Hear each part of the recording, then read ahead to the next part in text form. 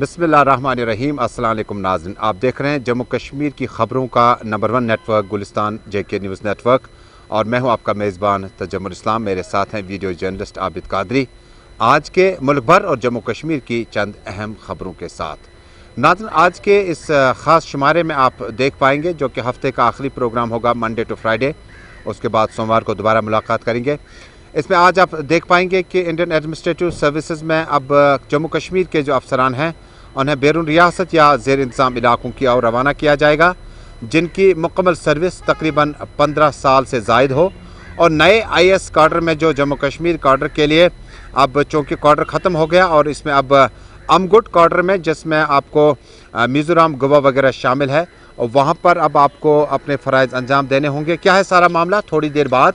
और इसके अलावा पार्लियामेंट का आज का बजट इजलास आज से शुरू हो गया, और बजट इजलास में क्या कुछ खास रहा इस पर मुकम्मल नज़र हमारी तरफ से रहेगी। इसके अलावा आज हम आपको ख़ास पेशकश में दिखाएंगे कि जम्मू कश्मीर में मौसम के बदलते मिजाज के बाद जो सूरत हाल है उसमें किस तरह से श्रीनगर म्यूनसिपल कॉरपोरेशन जो है वो मैन एंड मशीनरी के साथ 11,000 करोड़ रुपये का प्रोजेक्ट जो है वो मरकज़ की ओर रवाना किया गया है। ये सब जानने के लिए आप हमारे साथ रहिएगा। शुरुआत करते हैं जम्मू कश्मीर से अभी तक की सबसे बड़ी और अहम खबर के साथ। नाज़रीन, बजट इजलास पार्लियामेंट का आज से शुरू हो गया। कमोबेश 19 तंजीमों ने अब की बार बहिष्कार या बाइकआउट पहले सेशन का किया, जिसमें रीजनल पार्टीज और कौमी पार्टियां भी शामिल हैं। वजह यह है कि अब किसानों के जो मसाइल हल न होने के बाद प्राइम मिनिस्टर और बाकी लीडरान की जो सरद मोहरी है उसको लेकर रीजनल पार्टीज़ और कई एक नेशनल पार्टीज़ ने इस इजलास का बाइकआउट किया। ताहम इजलास के शुरू होने से कबल प्राइम मिनिस्टर यानी नरेंद्र मोदी ने आज साफ तौर पर कहा कि जो पार्लिमानी कैंडिडेट जीत कर आए हैं वो उन अपने अपने इलाकों के मसाइल उठाएं, वो इलाकाई मसाइल हों, पानी, बिजली, सड़क, सेहत के मामलात हो, उनको उठाने में दिलचस्पी जाहिर करें। और उन्होंने तमाम तंजीमों से ताउन की अपील की है ताकि बजट इजलास जो है उसको अच्छे से चलाने में वो अपना रोल अदा करें। पहले प्राइम मिनिस्टर के तासुरात, उसके बाद सदर जमहूरिया हिंद रामनाथ कोविंद ने आज मुश्तरका इजलास से खिताब किया। खिताब के दौरान जम्मू कश्मीर की भी बात उठी। पहले प्राइम मिनिस्टर नरेंद्र मोदी ने क्या कुछ कहा, आप तक पहुंचाते हैं। नमस्कार साथियों,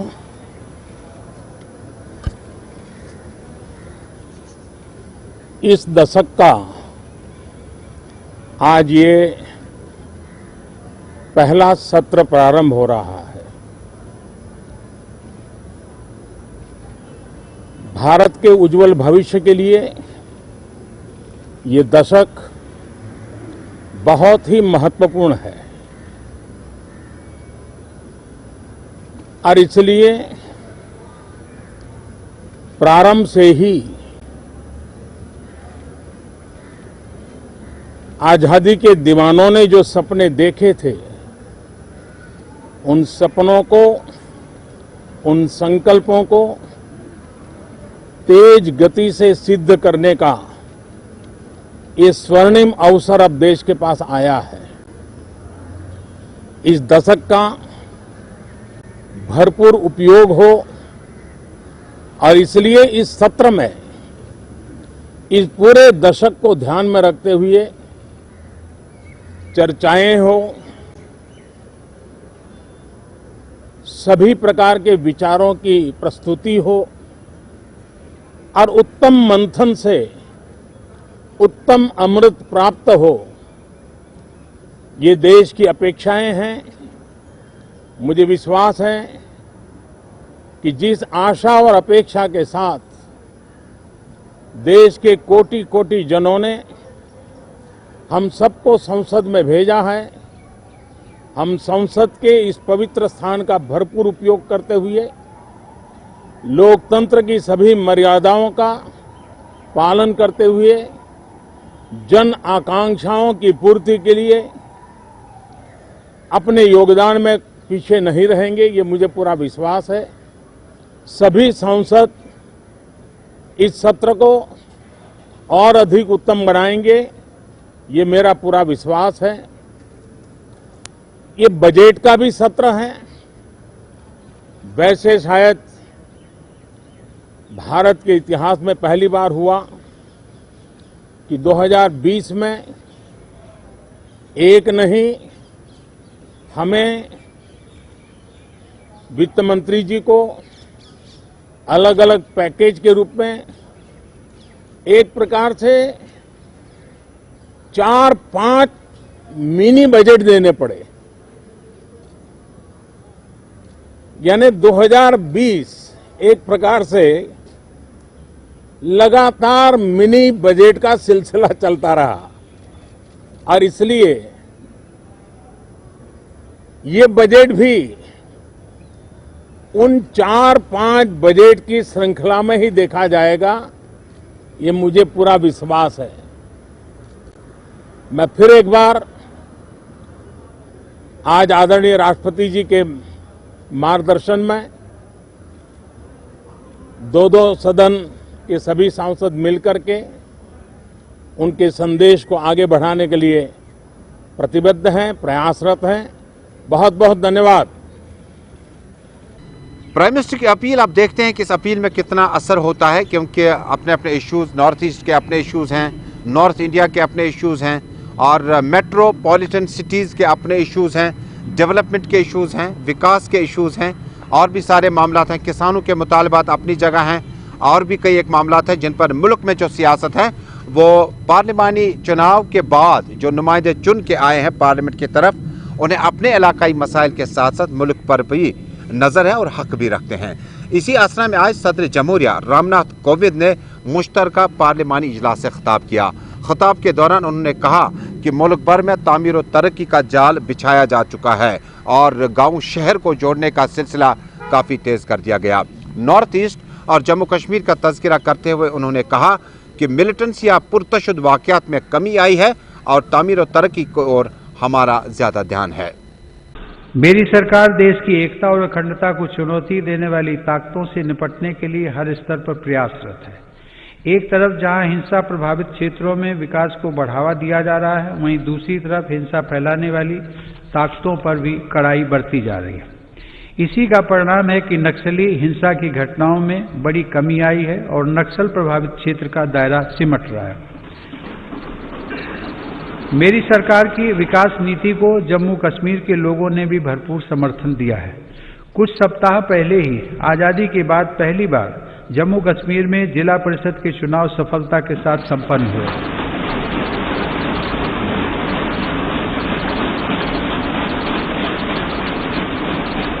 बड़ी संख्या में मतदाताओं की भागीदारी ने दर्शाया है कि जम्मू कश्मीर को दरकिनार करते हुए शांति भंग करने की कोशिश की गई, लेकिन हमारे सुरक्षा बलों ने न केवल पूरी सजगता, शक्ति और हौसले के साथ इन षड्यंत्रों का मुंह तोड़ जवाब दिया, बल्कि सीमा पर यथास्थिति बदलने के सभी प्रयासों को भी नाकाम किया।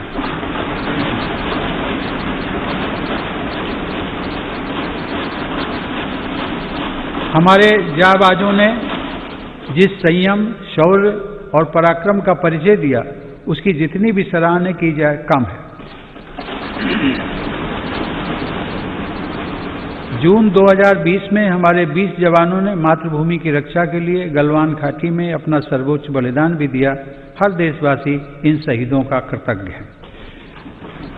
मेरी सरकार देश के हितों की रक्षा के लिए पूरी तरह कटिबद्ध है और सतर्क भी है। LAC पर भारत की संप्रभुता की रक्षा के लिए अतिरिक्त सैन्य बलों की तैनाती भी की गई है। माननीय सदस्यगण, हमारे स्वाधीनता संग्राम के दौरान देशभक्ति के अमर गीतों की रचना करने वाले मलयालम के श्रेष्ठ कवि वल्लथोल ने कहा है, भारतम ऐन्ना पेरुकेट्टाल अभिमाना पूरिदम आगनम अंतरंगम। अर्थात जब भी आप भारत का नाम सुने, आपका हृदय गर्व से भर जाना चाहिए।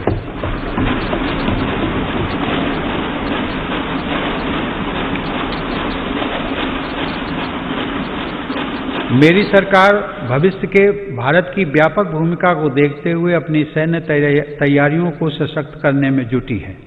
आज अनेक आधुनिक साजो सामान भारत की सैन्य क्षमता का हिस्सा बन रहे हैं। रक्षा क्षेत्र में आत्मनिर्भरता पर भी सरकार का जोर है।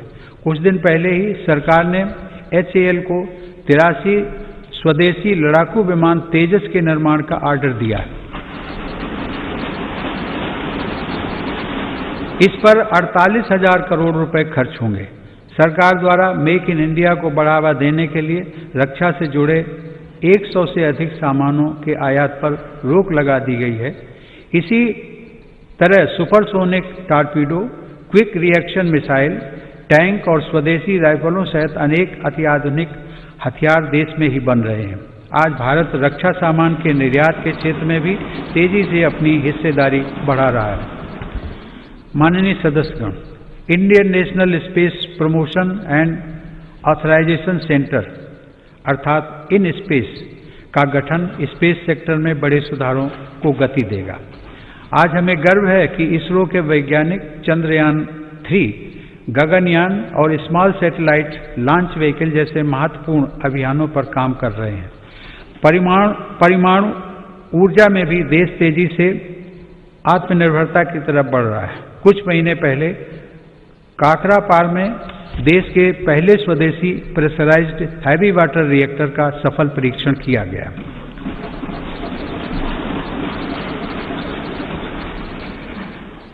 माननीय सदस्यगण, विकास के साथ ही पर्यावरण सुरक्षा भी मेरी सरकार की सर्वोच्च प्राथमिकताओं में से एक है।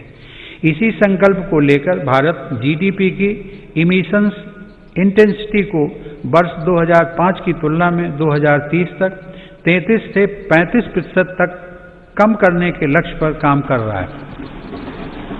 पेरिस समझौते को लागू करने में भारत दुनिया के अग्रणी देशों में शामिल है।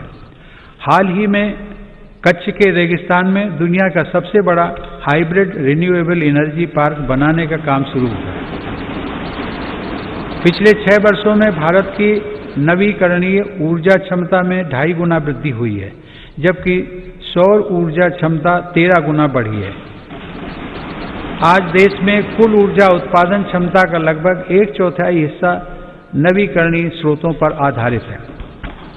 माननीय सदस्यगण, भारत अपनी वैश्विक जिम्मेदारियों को इस कोरोना काल में भी जिस गंभीरता से निभा रहा है, उसे आज दुनिया देख रही है। वसुधैव कुटुंबकम की भावना को चरितार्थ करते हुए भारत ने देश की घरेलू जरूरतों को पूरा करने के साथ ही 150 से अधिक देशों को जरूरी दवाइयों की आपूर्ति की। भारत वैश्विक स्तर पर वैक्सीन की उपलब्धता को सुनिश्चित करवाने के लिए प्रतिबद्ध है। यह देश का गौरव बढ़ाने वाली बात है कि वंदे भारत मिशन, जो दुनिया में इस प्रकार का सबसे बड़ा अभियान है, उसकी सराहना हो रही है। भारत ने दुनिया के सभी हिस्सों से लगभग 50 लाख भारतीयों को स्वदेश वापस लाने के साथ ही 1 लाख से अधिक विदेशी नागरिकों को भी उनके अपने देशों तक पहुंचाया है। कोविड-19 की बाधाओं के बावजूद भारत ने सभी साथी देशों से अपने संपर्कों और संबंधों को और मजबूत बनाया है। इस दौरान बड़ी संख्या में शिखर सम्मेलन, बहुपक्षीय कार्यक्रम और आधिकारिक बैठकों के जरिए अंतर्राष्ट्रीय सहयोग को भारत ने आगे बढ़ाया है। भारत ने ऐतिहासिक वैश्विक समर्थन हासिल करके इस वर्ष 8वीं बार एक अस्थायी सदस्य के रूप में सुरक्षा परिषद में प्रवेश भी किया है। रामनाथ कोविंद सदर जमहूरिया खिताब कर रहे थे। मुश्तरका इजलास से इधर नेशनल कॉन्फ्रेंस के तीनों मेंबरान parliament Mohammad Akbar Lone, doctor Farooq Abdullah, retired justice Hasan Masoodi जो हैं, उनमें से मोहम्मद अकबर लोन दिल्ली पहुंच गए हैं और डॉक्टर फारूक अब्दुल्ला और रिटायर्ड जस्टिस हसन मसूदी अभी तक पार्लियामेंट सेशन में शामिल होने के लिए पहुंचे ही नहीं है। एक तरफ जहां आपको याद होगा कि 4 अगस्त 2019 को पार्लियामेंट मेंबरान ने और डॉक्टर फारूक अब्दुल्ला ने श्रीनगर में प्रेस कॉन्फ्रेंस की थी और डिटेंशन ख़त्म होने के बाद अली मोहम्मद सागर, अब्दुल रहीम राथर, मोहम्मद शफी उडी और दीगर लीडरान की मौजूदगी में ऐलान किया था कि अब आप देखिए हम पार्लियामेंट में ये मामला ज़ोर शोर से उठाएंगे, हम मसले और मसाइल का हल ढूंढने की कोशिश करेंगे। लेकिन पहले पार्लियामेंट सेशन में डॉक्टर फारूक अब्दुल्ला ने हालांकि पार्लियामेंट के अंदर एहतजाज किया और उसके बाद उन्होंने बाहर आकर कहा कि 4G की डिमांड, जम्मू कश्मीर की बदलती तस्वीर नामंजूर है। लेकिन इस सेशन में जाने का मतलब है बजट इजलास है और जम्मू कश्मीर के मामले के मुतल्लिक भी आप बातचीत कर सकते हैं।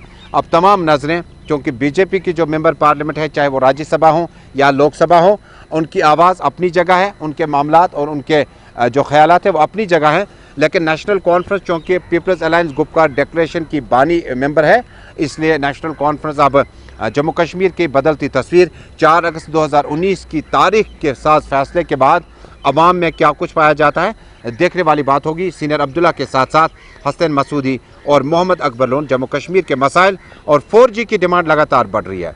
और जिस वक्त अपनी पार्टी के सरबरा अल्ताफ बुखारी ने मुलाकात की प्राइम मिनिस्टर से कुछ दिन पहले, तो उन्होंने कई एक डिमांड्स रखी थी, कई एक मेमोरेंडम भी पेश किया था। अब देखने वाली बात होगी कि बजट इजलास में नेशनल कॉन्फ्रेंस के उम्मीदवार किस तरह से ज़ोर शोर से जम्मू कश्मीर और बाकी मामलात किस तरह से उठाते हैं। आप देख रहे हैं ग्राउंड रिपोर्ट अपने मेज़बान तजम्मुल इस्लाम के साथ। घर का बंटवारा होता है तो घर के बंटवारे के लिए तरीका है ना, सब फरीकों को बिठा के बंटवारा किया जाता है ना। ऐसे थोड़ा ही बंटवारा होगा कि जो हमारे ज्वेल्स हैं क्राउन में उनको बेचा जाएगा। तो बाकी मेरे साथी तमाशागीर बन गए हैं, मुझे पता नहीं है बाकी लोगों को क्या। लेकिन डिसीजन तो वहां से ये सब डिसीजन जहां से भी हो, ये कोई कॉन्स्टिट्यूशन के बाहर की बात तो नहीं ना है। किसने बात उठाए? मैंने तो मीडिया की बात भी नहीं देखी। इस पे तो नहीं पकड़ के ले जाएंगे। ये कोई एंटी नेशनल बात तो नहीं हम कर रहे हैं ना। मुझे बताइए, आपका हक नहीं है ये मसले उठाने का? सबका हक है। हम सब, ये आपके शेर से गया। अगर हमारी पहचान कोई थी जम्मू कश्मीर की, अगर हमने कोई इंस्टीट्यूशन बनाया, जम्मू कश्मीर बैंक बनाया, अगर हिस्सा हमारा दिया जाता है तो किस हिसाब से दिया जाता है? या तो आबादी के हिसाब से दे दो। यहाँ पर याद दिलाऊं, आप इस साल के स्टेटमेंट्स निकालिए। अगर हमने 150 स्टेटमेंट किया होगा, हमारे 8 या 10 स्टेटमेंट्स इस पे भी होंगे ज़रूर कि जो पुश्तैनी बाशिंदे हैं, रियासत कहिए या यूनियन टेरिटरी कहिए, उसके उनको इग्नोर किया जाता है। आज भी मैं ये कहता हूँ और ये हमने कल भी कहा है, लेकिन कहने तक ही महदूद नहीं रहना चाहिए। हम कोशिश भी कर रहे हैं कि जहाँ जहाँ हमारा चले, हमारी बात जहाँ तक पहुँचे, हम कोशिश कर रहे हैं कि उन अफसरों को जो हमारे पुश्तैनी हैं उनको भी सही पोस्ट। वापस वादी का रुख करते हैं। कांग्रेस यूटी के सरबरा गुलाम अहमद मीर ने आज ज़रा इब्लाग से बातचीत की। उन्होंने कहा कि कांग्रेस पार्टी जो है वो मुल्क पर गहरी नज़र रखी हुई है। 70 से 80 बरसों तक जम्मू कश्मीर के साथ साथ मुल्क भर में इसको चलाने का इफ्तिखार अभी भी कांग्रेस पार्टी को जाता है। उन्होंने कहा कि कांग्रेस पार्टी ने कभी भेदभाव नहीं किया और कांग्रेस पार्टी इस पार्लियामेंट सेशन के इजलास पर, बजट इजलास पर गहरी और उकाबी नजरें रखी हुई हैं। उन्होंने कहा कि यूथ कांग्रेस मुल्क भर में एहतजाजी प्रोग्राम आगे लाएगी और किसानों के मामलात और बाकी मामलात, मुल्क में महंगाई के और बाकी मामलात जो हैं उस पर कांग्रेस पार्टी अपना रद्द-अमल जाहिर करेगी और हो सका, ज़रूरत पड़ी, नौबत आई तो एहतजाज भी शुरू किया जा सकता है। तो हमारा कुल मिलाकर मकसद यही है कि जो देश के नौजवान हैं, देश के किसान हैं, देश के व्यापारी हैं, देश के कई सारे वर्ग इस वक्त परेशान है मरकज़ी सरकार के जो इख्तियार किए हुए पॉलिसीज़ है। और सरकार होती है by the people, of the people, for the people. तो जमहूरियत में जब हम इस फ्रेज़ को सुनते थे, समझते थे, तो हम ये मानते थे कि सरकारें वही करनी चाहिए जो देश के लोगों की रिक्वायरमेंट हो। आज बिल्कुल उसका अपोजिट दिख रहा है कि लोग कुछ चाहते हैं और सरकार उसके अपोजिट करती है, जो लोगों को अपने हित के बारे में नहीं दिखता है। तो ऐसे में आज एक बहुत बड़ा लम्हा फिक्रिया है कि आज आपने देश में भी देखा, पार्लियामेंट शुरू हुआ है, बजट सेशन, राष्ट्रपति का भाषण था और बेशतर अपोजिशन पार्टीज़ को मजबूरन उसका बहिष्कार भी करना पड़ा, ताकि एक सिग्नल सरकार को जाए कि आप लोगों की चुनी हुई सरकार है, जिन लोगों ने आपको चुन के भेजा है उन्हीं के विरुद्ध आप कानून बना रहे हैं। ये जमहूरियत का तकाजा नहीं। इधर लोक जनशक्ति पार्टी के कौमी सदर संजय सराफ ने आज श्रीनगर में पुरहुजूम प्रेस कॉन्फ्रेंस से खिताब किया। सराफ ने कहा, मरकजी स्कीमों का इतलाक जम्मू कश्मीर में आम लोगों को नहीं मिल रहा है। उन्होंने कहा कि जो रिकॉर्ड 2014 का है अभी तक उसमें तब्दीली नहीं लाई गई। उन्होंने कहा कि बीपीएल कैटेगरी में जो लोग रखे गए हैं वो उस कैटेगरी में नहीं आते हैं। उन्होंने फौरी तौर पर एजेंसीज की मुदाखलत अपील की है। उन्होंने कहा कि जम्मू कश्मीर में रिवायती पार्टियों ने अपने मनपसंद तरीके से मंसूबे बनाए, अपने मनपसंद तरीके से सड़कें, पुल और बाकी चीज़ें तामीर किए। हालांकि इसमें इज्तिमाई तौर पर आवाम को उतना ज़्यादा फ़ायदा नहीं मिला। उन्होंने कहा कि मरकज़ी स्कीमों का इतलाक जम्मू कश्मीर के आम नागरिक या बाशिंदे को मिलना चाहे। अगर ऐसा नहीं होता तो क्या फ़ायदा है ऐसी स्कीमों का। नाज़रीन, जम्मू कश्मीर यूटी सरकार यानी ज़ेर इंतज़ाम, भारत के ज़ेर इंतज़ाम की सरकार ने यह फैसला किया कि अब कॉलेज जो है प्रोटोकॉल गाइडलाइंस के साथ खोले जा सकते हैं। इधर पट्टन में डिमांड बढ़ गई और सिविल सोसाइटी और मकामी लोगों ने अपील की है कि अगर आप कोचिंग सेंटर्स में चलने और पढ़ाने की इजाज़त देते हैं तो भले स्कूल में ऐसा क्या कुछ है। एक स्कूल का रोल जो है वो 500-800 के आसपास होता है, एक कोचिंग सेंटर का रोल उससे बहुत ज़्यादा होता है और दूर दराज इलाकों से लोग शहर की तरफ आ जाते हैं, उसके बाद कोचिंग सेंटर शुरू किया जाता है। हम कस्बों की बात करते हैं, कस्बा पटन का हो, बारामूला का हो, शोपियान का हो या गांदरबल का हो, जब इन इलाकों में कोचिंग सेंटर चलाने की इजाज़त है तो भले स्कूलों को बंद क्यों रखा गया है। उन्होंने फौरी मुदाखलत की अपील की है महकमा तालीम के एडवाइज़र और सीनियर अफसरान से कि जम्मू कश्मीर में फौरी तौर पर ख़ासकर कश्मीर में स्कूलों को खोलने की इजाज़त मिलनी चाहिए। जी हम यहाँ पर आए लेकिन यहाँ पर थोड़ा लेट ही स्टार्ट हुआ ट्यूशन। बाकी यहाँ पे जो अरेंजमेंट्स है बहुत ज़्यादा अच्छा है, टीचर्स भी टाइम पर क्लास में आते हैं, पढ़ाते भी बहुत ज़्यादा अच्छे है, समझ भी हमें बहुत ज़्यादा अच्छे से आता है। यहाँ पर बुखारी भी है, सब फैसिलिटीज़ है यहाँ पर, बस लेकिन स्टार्ट थोड़ा लेट हुआ। अब हम गवर्नमेंट को अपील करते हैं कि हमारे स्कूल भी जल्दी खुले, ओपन हो जाए, क्योंकि हमारे जो इनकम्प्लीट हो रहा है वो सिलेबस वो हमें कंप्लीट हो जाए, बस यही। नाज़रीन, श्रीनगर म्यूनिसिपल कॉरपोरेशन के मेयर, डिप्टी मेयर, कमिश्नर्स की माने तो जम्मू कश्मीर में अगला निशाना जो है वो 11,000 करोड़ रुपए का प्रोजेक्ट तैयार करके मरकज़ को रवाना करना है। जम्मू कश्मीर को और ख़ासकर शहरी श्रीनगर को नाकस ड्रेनेज सिस्टम की वजह से और ये इंजीनियरिंग समझ से बाहर है जो कि 20-30 साल से इसमें कोई अपग्रेड नहीं किया गया है। अब डिप्टी मेयर परवेज़ कादरी की माने तो आज श्रीनगर में ज़रा इब्लाग से बातचीत करते हुए उन्होंने कहा कि श्रीनगर शहर के लिए ड्रेनेज सिस्टम को बेहतर करने के लिए और बर्फ़ हटाने से कबल हमारा ड्रेनेज सिस्टम बेहतर है तो इस चैलेंज को निपटाया जा सकता है। उन्होंने कहा कि हमने मरकज़ को लिखा और एक बजट तैयार करके, प्रपोजल और प्रोग्राम तैयार करके हमने 11,000 करोड़ रुपया श्रीनगर को ड्रेनेज सिस्टम बेहतर करने के लिए एक प्लान के तौर पर भेजा है। देखने वाली बात होगी कि इस प्रपोजल को मरकज़ या अर्बन डेवलपमेंट यूनियन मिनिस्ट्री किस तरह से लेती है। शौर्य आफाक गुलमर्ग से हमारे साथी अशफाक अहमद ने इत्तला दी है कि इलाके में अब एक मकामी होटल के नज़दीक इग्लो तैयार किया गया। दरअसल 20 दिनों पर मुहित 20 कारीगरों की मदद से अब ये इग्लो जो है ये 15 दिनों तक इसी सूरत में रहेगा। इससे पहले भी गुलमर्ग और आसपास में स्नो स्कल्पचर कैंप्स भी बनाए गए और ये काफ़ी टाइम से बर्फ़ पर मूर्तियां बनाने का सफ़र काफ़ी तेज़ हो गया। हालांकि 2008, 2012, 2014 में भी इस तरह की कोशिशें की गई। मकामी होटलियर की माने कि इस तरह का इग्लो तैयार करके हमने सयाहों को अपनी तरफ माइल करना है। ज़्यादा से ज़्यादा सयाह जिनका ताल्लुक यूरोप से हो या मुल्क की मुख्तलिफ और बड़ी अहम रियासतों से हो, ताकि गुलमर्ग, पहलगाम और बाकी इलाकों का रुख ज़्यादा से ज़्यादा सयाह कर पाएँ। दिल्ली से हम आए हैं और हम यहाँ अक्सर आते रहते हैं, साल में 3-4 बार हम आते हैं, तो लेकिन सब वही पुरानी चीज़ें थी, तो इस बार हम कुछ नया ढूंढ रहे थे। तो गूगल पे हमने सर्च किया तो ये इग्लू वहाँ पर आया, तो हम सिर्फ इसी को देखने ही आए हैं इनफैक्ट, नहीं तो हमारा आने का कोई प्रोग्राम नहीं था, लेकिन हमें लगा कि ये कुछ नायाब चीज़ है जो बनाई गई है, तो आके बड़ा अच्छा सा फील हो रहा है। ठंड भी नहीं जैसे लगता था कि बर्फ़ में ठंड होती है, लेकिन बहुत ही अच्छा अरेंजमेंट है यहाँ पे और मैं चाहूँगा लोग यहाँ आए और आके इसको एंजॉय करें और देखें, महसूस करें। ऐसी चीज़ पूरे हिंदुस्तान में अभी तक नहीं है कहीं पे भी, तो पहली बार यहाँ पर कश्मीर में देखने को मिली है। और अब नाज़रीन सरहदों का रुख करते हैं, सरहदों में पुंछ लिए चलते हैं आपको अपने साथी जमशेद मलिक के पास, जिनकी खबर है कि पुंछ के आसपास के इलाके में शाहपुर सेक्टर में और रात भर गोलाबारी चलती रही, जिससे मकामी लोग जो हैं काफ़ी कोफत में पड़ गए हैं। मकामी लोगों ने कहा कि गोला बारूद की आवाज़ें इतनी देर तक चलती रही जिससे पूरा इलाका लर्ज उठा। और नाज़रीन आखिर पे खेलकूद से मुतल्लिक ये खबर कि अब पाकिस्तान की सरजमीन पर साउथ अफ्रीका का टूर शुरू हो चुका और पहले टेस्ट में ही पाकिस्तानी क्रिकेट टीम ने कामयाबी हासिल की।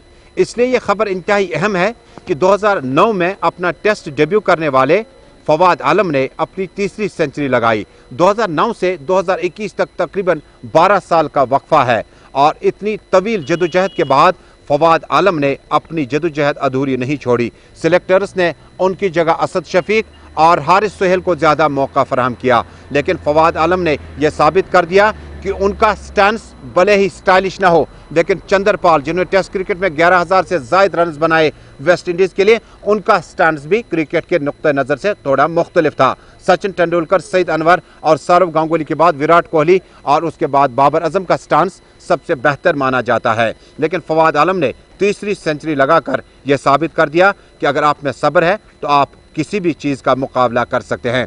पाकिस्तानी क्रिकेट टीम की इस जीत के लिए न सिर्फ फवाद आलम बल्कि नए उभरते बॉलर शाहीन आफरीदी ने बेहतरीन बॉलिंग का मुजाहरा किया। कप्तान रिजवान अहमद जो कि विकेटों के पीछे उन्होंने ज़बरदस्त कैचिंग की और अपनी बैटिंग से भी सबको मुतासिर किया। डेन टिकॉक जो कि साउथ अफ्रीका के कप्तान हैं, उन्होंने अपनी कप्तानी से ज़्यादा खिलाड़ियों को माइल नहीं किया। हालांकि उनका कप्तानी में ज़्यादा अहम रोल नहीं बनता था, लेकिन फिर भी साउथ अफ्रीका ने उन पर ही भरोसा किया। पाकिस्तान में क्रिकेट की वापसी हुई और उम्मीद की जाती है कि बाकी ममालिक भी साउथ अफ्रीका के बाद उस सरजमीन का रुख करें जहां पर काफ़ी साल पहले श्रीलंका की क्रिकेट टीम पर हमले के बाद क्रिकेट की सरगर्मियां तकरीबन ख़त्म हो गई थी। तो नाजरीन, मौसम से मुतल्लिक़ ये खबर 3 और 4 फरवरी को बर्फबारी हल्की हो सकती है, दरमियानी दर्जे की हो सकती है, लेकिन पूरा दिन सूरज जो है बादलों की ओट में रहेगा। बहुत कम बार सूरज जो है ये बाहर निकलेगा। यह हम नहीं, महकमे मौसमियात की इतलात है। आइंदा 24 घंटों के दौरान मौसम में कोई तब्दीली नहीं होगी, बल्कि बादल छाए रहेंगे। तो दीजिए मैं अपने मेज़बान और न्यूज़ एडिटर तजम्मुल इस्लाम को इजाज़त। मुलाकात होगी एक बार फिर आपको मंडे 6:30 बजे जम्मू कश्मीर मुल्क भर की तमाम खबरों से आरास्ता प्रोग्राम ग्राउंड रिपोर्ट में। फिलहाल खबरों का सफ़र देश और दुनिया का गुलिस्तान न्यूज़ नेटवर्क पर जारी रहेगा। अल्लाह हाफिज़।